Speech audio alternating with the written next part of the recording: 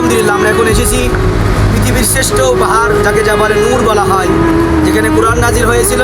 ইয়াসিন হজ কাফেলা প্রত্যেকের সদস্যকে নিয়ে এই পাহাড়ের পাদদেশে অবতরণ করলাম। এখন প্রাণ খুলে সে আল্লাহর কাছে দোয়া করবো যে আল্লাহ আমাদেরকে হেরা পাহাড় আসার তৌফিক দান করেছেন। আলহামদুলিল্লাহ রাব্বিল আলামিন, ওয়াসসালাতু ওয়াসসালামু আলা সাইয়্যিদিল মুরসালিন রব্বিরহামহুমা কামা রাব্বায়ানি সগীরা। রব্বুল আলামিন আমাদেরকে সবর আপনি কবুল করে নেন আল্লাহ। আল্লাহ কালিয়াতে কাউকে ফিরাই দিয়েন না আল্লাহ। আল্লাহ এখান থেকেও যদি ফিরে যান কোথাও জায়গা নাই আল্লাহ।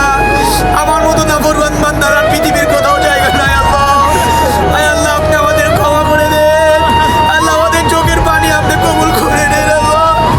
আল্লাহ এই পাহাড়ে নবী যে অবস্থান করেছিলেন তাকে আপনি সর্বোচ্চ মাকাম দান করেন আল্লাহ।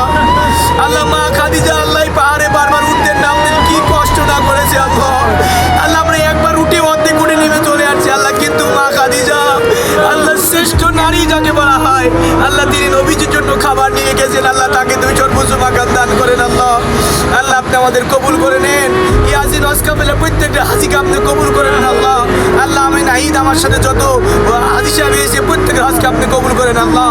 আল্লাহ আপনার আমাদেরকে বারবার আসার তৌফিক